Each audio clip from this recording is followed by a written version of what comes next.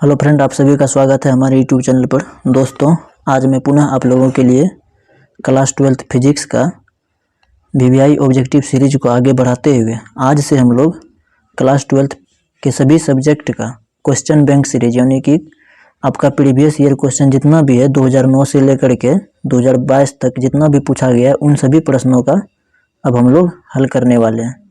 तो आज ये हमारा फिजिक्स का पहला क्लास यानी कि आज से हम लोग 2022 से स्टार्ट कर रहे हैं, इसके बाद 2021 से स्टार्ट करेंगे। इसी तरह हम लोग सभी साल 2009 तक का सॉल्यूशन करने वाले हैं। तो आज के क्लास में हम लोग 2022 फिजिक्स में जो पूछा गया था प्रश्न उन सभी प्रश्नों का हल देखेंगे।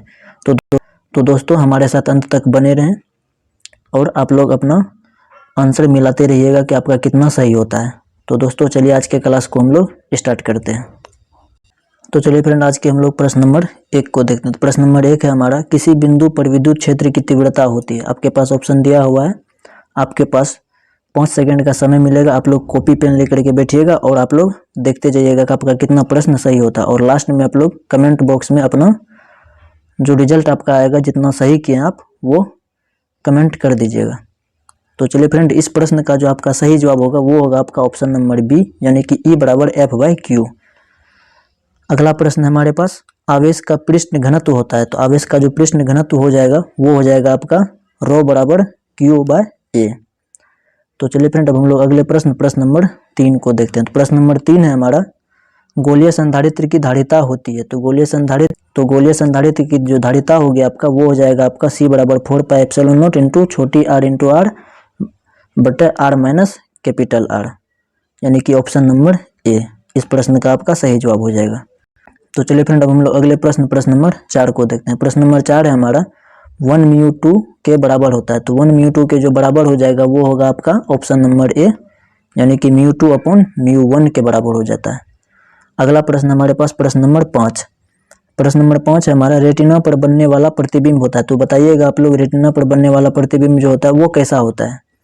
तो रेटिना पर जो बनने वाला प्रतिबिंब होता है वह आपका वास्तविक एवं उल्टा होता है। तो इस प्रश्न का जो सही जवाब होगा वो होगा आपका ऑप्शन नंबर बी। तो चलिए फ्रेंड, अब हम लोग अगले प्रश्न नंबर 6 को देखते हैं। प्रश्न नंबर 6 हमारा, खगोलीय दूरबीन की आवर्धन क्षमता होती है। तो खगोलीय दूरबीन की आवर्धन क्षमता कितनी होती है। तो खगोलीय दूरबीन की जो आवर्धन क्षमता होगी वह होगा आपका -FO/FE। तो चलिए फ्रेंड, अब हम लोग अगले प्रश्न नंबर 7 को देखते हैं। प्रश्न नंबर 7 है हमारा, निम्नलिखित में कौन इंद्रधनुष के निर्माण का कारण होता है। तो इंद्रधनुष का जो निर्माण का कारण होता है वो आपका वर्ण विक्षेपण होता है। तो इस प्रश्न का जो आपका सही जवाब होगा वो होगा आपका ऑप्शन नंबर सी, वर्ण विक्षेपण। अगला प्रश्न है हमारे पास प्रश्न नंबर 8, निम्नलिखित में से छोटे चुंबक के लिए कौन सही है। तो छोटे चुंबक के लिए जो आपका सही हो जाएगा वो होगा आपका ऑप्शन नंबर बी, यानी कि बी अक्षीय बराबर 2b निरक्षीय। तो चलिए फ्रेंड, हम लोग अगले प्रश्न नंबर 9 को देखते हैं। प्रश्न नंबर 9 है हमारा, एक समान चुंबकीय क्षेत्र में दोलनशील चुंबक के आवर्तकाल का व्यंजक होता है। तो एक समान चुंबकीय क्षेत्र में दोलनशील चुंबक का जो आवर्तकाल होगा वो होगा आपका T बराबर 2π√1/mBh, यानी कि ऑप्शन नंबर बी हो जाएगा आपका इस प्रश्न का सही जवाब। तो चलिए फ्रेंड, हम लोग अगले प्रश्न नंबर 10 को देखते हैं। प्रश्न नंबर 10 हमारा, निम्नलिखित में से कौन संबंध पृथ्वी के चुंबकीय क्षेत्र और चुंबकीय सुई की आवृत्ति के लिए सही है। तो चुंबकीय क्षेत्र और चुंबकीय सुई की आवृत्ति के लिए जो आपका सही व्यंजक होगा वो होगा आपका ऑप्शन नंबर ए, यानी कि n² directly proportional to BH। तो चलिए फ्रेंड, हम लोग अगले प्रश्न नंबर 11 को देखते हैं। प्रश्न नंबर 11 हमारा, निम्नलिखित में से कौन टेंजेंट नियम के लिए सही है। तो टेंजेंट नियम के लिए जो आपका सही हो जाएगा वो होगा आपका B बराबर BH tan थीटा, यानी कि ऑप्शन नंबर ए इस प्रश्न का सही जवाब हो जाएगा। तो चलिए फ्रेंड, अब हम लोग अगले प्रश्न नंबर 12 को देखते हैं। प्रश्न नंबर 12 है हमारा, आपेक्षिक चुंबकशीलता बराबर होता है। तो आपेक्षिक चुंबकशीलता जो होगा वह आपका μ/μ0 बराबर μr के बराबर हो जाएगा, यानी कि ऑप्शन नंबर ए इस प्रश्न का सही जवाब हो जाएगा। तो चलिए फ्रेंड, अब हम लोग अगले प्रश्न नंबर 13 को देखते हैं। प्रश्न नंबर 13 हमारा, निम्नलिखित में से कौन संबंध सही है। ऑप्शन आपके पास दिया हुआ है, यानी कि ये जो आपका ऑप्शन दिया हुआ तो ये पूछ रहा है प्रश्न कि इनमें से कौन सा संबंध जो है आपका वो सही होगा। तो सही संबंध जो इनमें से हो जाएगा वो होगा आपका ऑप्शन नंबर ए यानी कि बी स्क्वायर बराबर B square H plus B square भी, ये संबंध जो आपका वो सही हो जाएगा। तो चलिए फ्रेंड हम लोग अगले प्रश्न नंबर 14 को देखते हैं। प्रश्न नंबर 14 हमारा, निम्नलिखित में से कौन निर्वात में विद्युत चुंबकीय तरंग की चाल के लिए सही है। तो निर्वात में विद्युत चुंबकीय तरंग के लिए जो चाल होगा वो आपका c बराबर 1/√μ0 के बराबर हो जाएगा। यानी कि विद्युत चुंबकीय तरंग का निर्वात के लिए जो आपका व्यंजक सही होगा वो होगा आपका c बराबर 1/√μ0 इंटू एप्सिलॉन नॉट। यानी कि इस प्रश्न का जो आपका सही जवाब होगा वो होगा आपका ऑप्शन नंबर बी। तो चलिए फ्रेंड अब हम लोग अगले प्रश्न नंबर 15 को देखते हैं। प्रश्न नंबर 15 है हमारा, 4 डायोप्टर क्षमता वाले लेंस की फोकस दूरी होती है। तो 4 डायोप्टर क्षमता वाले लेंस की जो फोकस दूरी होगी वो आपका 0.25 मीटर के बराबर हो जाएगा। तो चलिए फ्रेंड हम लोग अगले प्रश्न नंबर 16 को देखते हैं। प्रश्न नंबर 16 हमारा, निम्नलिखित में से कौन वर्ण विक्षेपण क्षमता के लिए सही है। तो वर्ण विक्षेपण क्षमता के लिए जो आपका सही हो जाएगा वो होगा आपका ओमेगा बराबर म्यू भी minus mu R upon mu Y minus 1, यानी कि ऑप्शन नंबर ए इस प्रश्न का आपका सही जवाब हो जाएगा। तो चलिए फ्रेंड अब हम लोग अगले प्रश्न नंबर 17 को देखते हैं। प्रश्न नंबर 17 हमारा, यदि कांच के एक लेंस की हवा में फोकस दूरी एफ ए हो और पानी में एफ डब्ल्यू हो तो इनमें से कौन सा संबंध आपका सही होगा, ये आपसे पूछा गया है। तो इनमें से जो आपका संबंध सही होगा वो होगा आपका ऑप्शन नंबर डी, यानी कि एफ डब्ल्यू बराबर 4FA।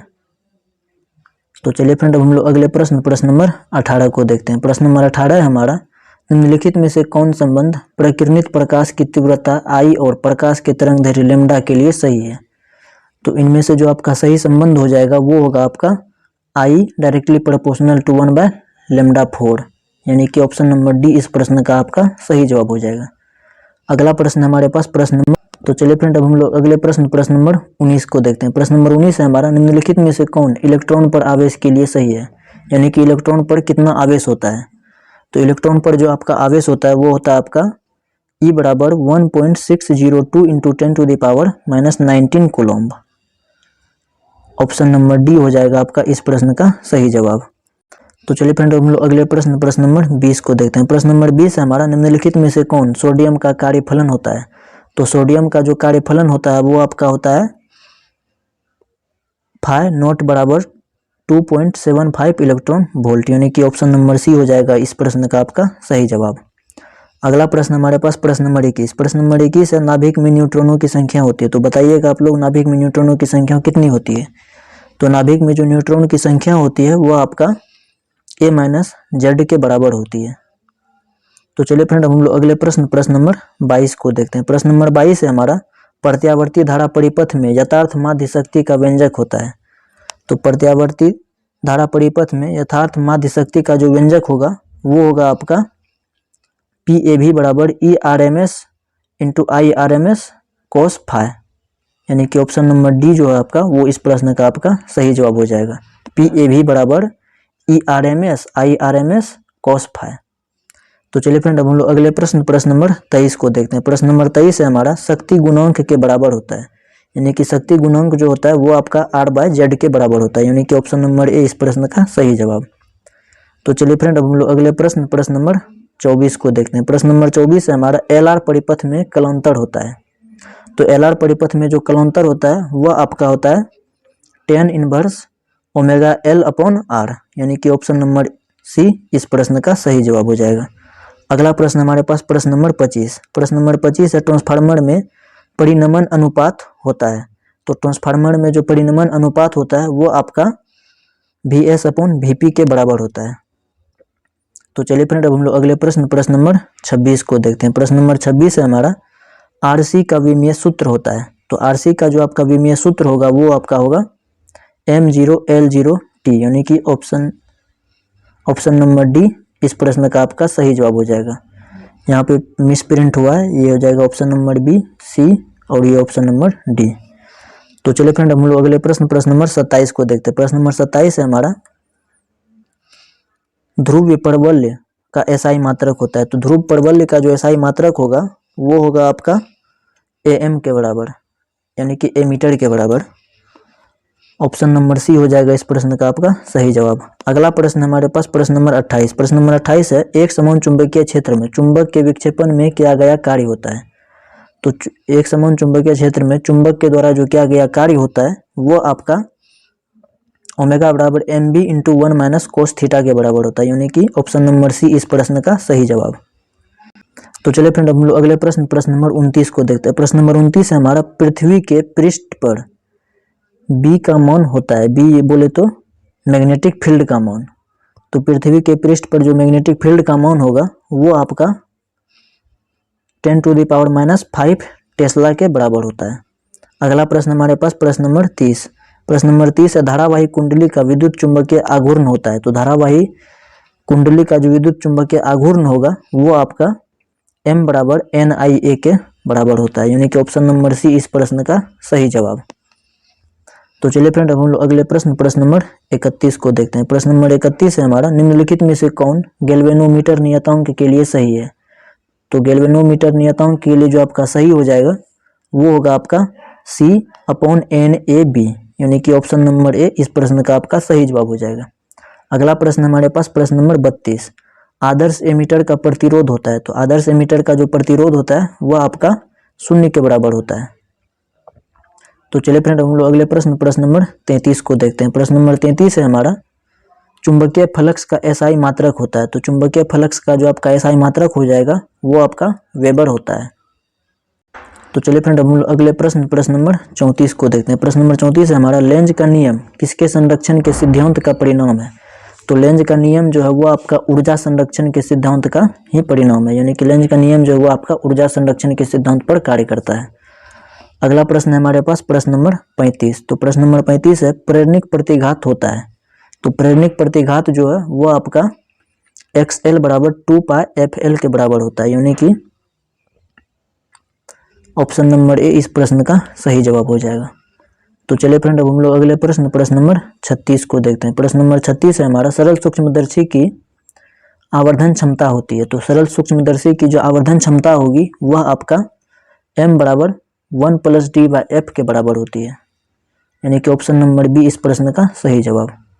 तो चलिए फ्रेंड अब हम लोग अगले प्रश्न नंबर 37 को देखते हैं। प्रश्न नंबर 37 है हमारा, संपर्कित दो लेंसों की शक्ति होती है, यानी कि दो लेंस यदि सटा दिया जाता है तो उसका पावर जो होता है वो आपका किसके बराबर होता है। तो उसका पावर जो होगा वो आपका P बराबर P1 + P2, यानी कि दोनों का पावर को जोड़ने पर दोनों लेंसों की शक्ति प्राप्त होती है। तो चलिए फ्रेंड हम लोग अगले प्रश्न नंबर 38 को देखते हैं। प्रश्न नंबर 38 है हमारा, μg बराबर 3/2 और μw बराबर 4/3 तब WμG होता है। तो WμG निकालने के लिए आप लोग सबसे पहले μg का मान ऊपर रखिएगा अब बटे μw का मान नीचे, ऐसे, यानी कि 3/2 अपॉन 4/3। जब आप इसको सॉल्व कीजिएगा तो ये 3/2 इंटू हो जाएगा आपका 3/4, यानी कि 9/8, यानी कि इस प्रश्न का जो आपका सही जवाब होगा वो होगा आपका ऑप्शन नंबर सी 9/8। तो चलिए फ्रेंड हम लोग अगले प्रश्न नंबर 39 को देखते हैं। प्रश्न नंबर 39 है हमारा, कांच के लिए क्रांतिक कोण होता है। तो कांच का जो क्रांतिक कोण होता है वो आपका 42 डिग्री के लगभग होता है, यानी कि ऑप्शन नंबर डी इस प्रश्न का सही जवाब। अगले प्रश्न की ओर बढ़ते हैं। प्रश्न नंबर 40। प्रश्न नंबर 40 है हमारा, विद्युत चुंबकीय तरंगों की प्रकृति होती है। तो विद्युत चुंबकीय तरंगों की जो प्रकृति होती है वह आपका अनुप्रस्थ होती है, यानी कि विद्युत चुंबकीय तरंग की प्रकृति कैसी होती है तो वो अनुप्रस्थ होती है। तो चलिए फ्रेंड अब हम लोग अगले प्रश्न नंबर 41 को देखते हैं। प्रश्न नंबर 41 है हमारा, त्रिपार्श्व के पदार्थ का अपवर्तनांक होता है। तो त्रिपार्श्व के पदार्थ का जो अपवर्तनांक होगा वो होगा आपका म्यू बराबर sin a + del m/2 बटे sin a/2, यानी कि ऑप्शन नंबर सी इस प्रश्न का आपका सही जवाब हो जाएगा। तो चलिए फ्रेंड हम लोग अगले प्रश्न नंबर 42 को देखते हैं। प्रश्न नंबर 42 है हमारा, प्रकाशीय पथ के बराबर होता है। तो प्रकाशीय पथ जो होगा वो आपका अपवर्तनांक इंटू पथ की लंबाई के बराबर हो जाएगा, यानी कि ऑप्शन नंबर ए इस प्रश्न का आपका सही जवाब हो जाएगा। तो चलिए फ्रेंड हम लोग अगले प्रश्न नंबर 43 को देखते हैं। प्रश्न नंबर 43 है हमारा, निम्नलिखित में से कौन विद्युत चुंबकीय तरंग नहीं है। तो विद्युत चुंबकीय तरंग जो आपका नहीं होगा वो होगा आपका ध्वनि तरंग, यानी कि प्रकाश तरंग, एक्स किरण और अवरक्त किरण, ये सभी विद्युत चुंबकीय तरंग है आपका, लेकिन ध्वनि तरंग जो है वो आपका विद्युत चुंबकीय तरंग नहीं है। तो चलिए फ्रेंड हम लोग अगले प्रश्न नंबर 44 को देखते हैं। प्रश्न नंबर 44 है हमारा, पारदर्शी माध्यम हीरा के लिए क्रौंतिक कोण होता है। तो पारदर्शी माध्यम में हीरा के लिए जो क्रौंतिक कोण होगा वो होगा आपका 24.41 डिग्री के बराबर होगा। यानी कि इस प्रश्न का जो आपका सही जवाब होगा वो होगा आपका ऑप्शन नंबर डी, 24.41 डिग्री। अगला प्रश्न हमारे पास प्रश्न नंबर 45, फोटोन की ऊर्जा बराबर होती है। तो फोटोन की ऊर्जा जो आपके बराबर होगा वो होगा आपका एच म्यू के बराबर होता है। तो चलिए फ्रेंड अब हम लोग अगले प्रश्न नंबर 46 को देखते हैं। प्रश्न नंबर 46 है हमारा, चुंबकन क्षेत्र की तीव्रता के बराबर होता है। तो चुंबकन क्षेत्र की तीव्रता के जो बराबर होगा वो हो जाएगा आपका B naught upon mu naught के बराबर। यानी कि ऑप्शन नंबर ए इस प्रश्न का आपका सही जवाब हो जाएगा।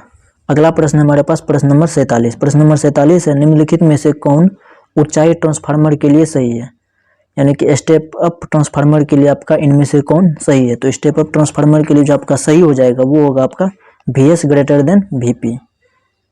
तो चलिए फ्रेंड हम लोग अगले प्रश्न नंबर 48 को देखते हैं। प्रश्न नंबर 48 है हमारा, दिष्ट धारा के लिए प्रेरणिक प्रतिघात होता है। तो दिष्ट धारा के लिए जो प्रेरणिक प्रतिघात होगा वो होगा आपका ऑप्शन नंबर ए 0 के बराबर। यानी कि दिष्ट धारा के लिए जो प्रेरणिक प्रतिघात होता है वो आपका 0 होता है। तो चलिए फ्रेंड हम लोग अगले प्रश्न नंबर 49 को देखते हैं। प्रश्न नंबर 49 है हमारा, धारावाही कुंडली का विद्युत चुंबकीय आघूर्ण होता है। तो धारावाही कुंडली का जो विद्युत चुंबकीय आघूर्ण होगा वो होगा आपका NIA के बराबर। यानी कि ऑप्शन नंबर ए इस प्रश्न का आपका सही जवाब हो जाएगा। अगला प्रश्न हमारे पास प्रश्न नंबर 50।